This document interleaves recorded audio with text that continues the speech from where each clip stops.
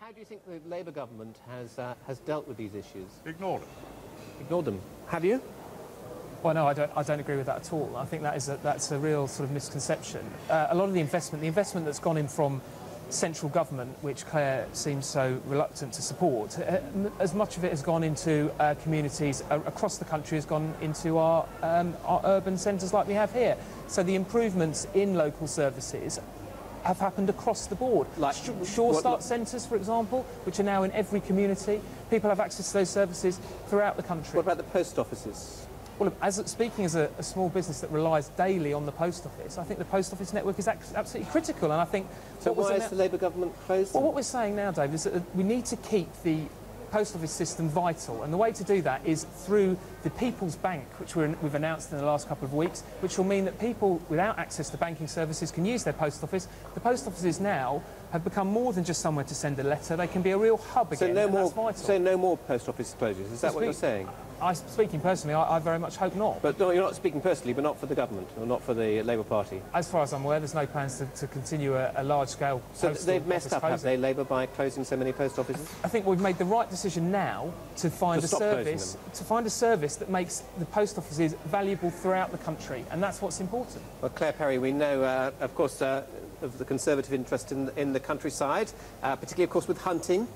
What other issues are you going to address? I like this gentleman live in a small Wiltshire village, and this was, part of the reason I came into politics is I think our part of the world and our rural interests have been neglected at best by this government. In what way? Well, let me give you a couple of examples. We've lost a third of our rural post offices under this government. Rural unemployment, which often matters much more because you're in a remote area, has gone up 64% in the last 2 years, and one rural school has closed every month for the last 5 years. So what are just give us some solutions then, please. Well, I think what we need to do is, the gentleman raised the issue of affordable housing. Rather than these Brownian, Stalinist, top-down building programmes, what we've said is we want to give power to local communities to build a small number of houses. Up to 10% of the community area can expand, and we will allow them to keep the council taxes for doing that rather than whisking it back up to Whitehall. We will stop and reverse the post office closure programme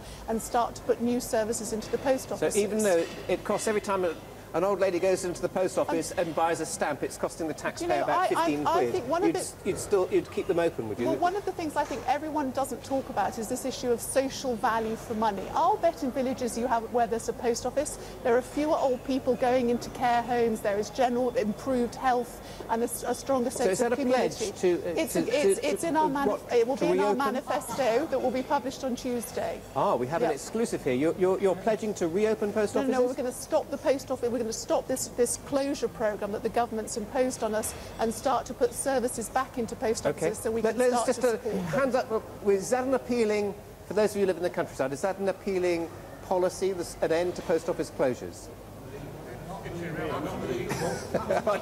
Claire, I'm not sure that one's fallen a bit flat.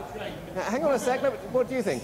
I don't think so. If we look back to previous governments, it's always been about cutting.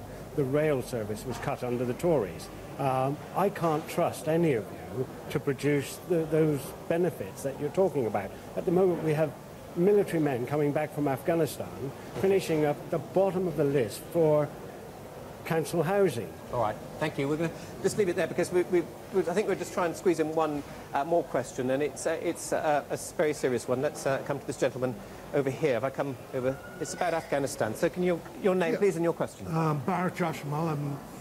We just ended on Afghanistan. Yes. So the question is, the current incursion into Afghanistan suggests that the leadership has not learned from history. What can be learned to structure a winning campaign?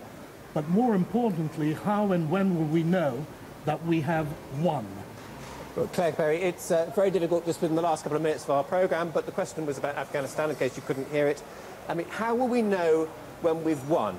Well, let's put the Cabinet on a war footing and recognise the fact we're fighting a war and we haven't got a revolving door at the Ministry of Defence. That's what we've seen. And then let's define our objectives clearly and state one. Look, I'm not a military person, so you've got the advantage on me, but to me we have to define what constitutes success there, but make sure we get the resources to the front line. I think it is unconscionable to send our forces to fight and then squander £3 billion in procurement disasters as the Ministry of Defence. But you think we're right to be there and we should continue to be there? I'm not going to say whether I think we're right to be there or not. I think we had a mission to do, because I'm not a military person, and we had a mission to do to get in there. But I think what we need to do is start treating it like a war. So you don't know if we're right to be there? Well, of course I think we're right.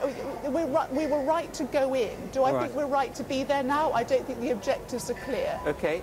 It is right that we went to Afghanistan. I honestly believe we could have finished this job if we hadn't gone to to war in Iraq, a massive overstretch for our armed forces. But to finish the job in Afghanistan, to answer your question, ultimately we will need a political settlement too, and we must be prepared to talk. I think that's the point you were making, was that you sort of need to cut a deal. Is that something that Labour can offer, an end, hopefully, to this war in Afghanistan? I don't think it would be fair for me to sit here today and say I can promise you an end to the war in Afghanistan.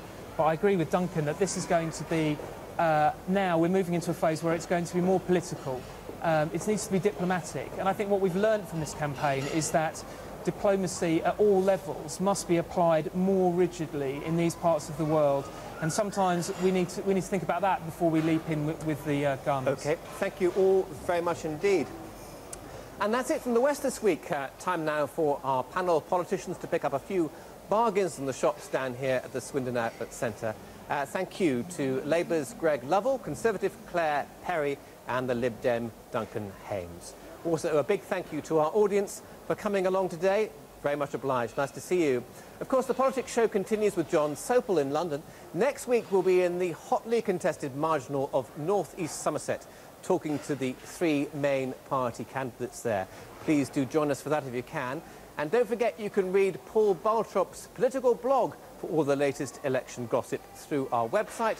That's bbc.co.uk/politics show. But for now, from all of us here at the Outlet Centre in Swindon, a very good afternoon to you. Bye-bye.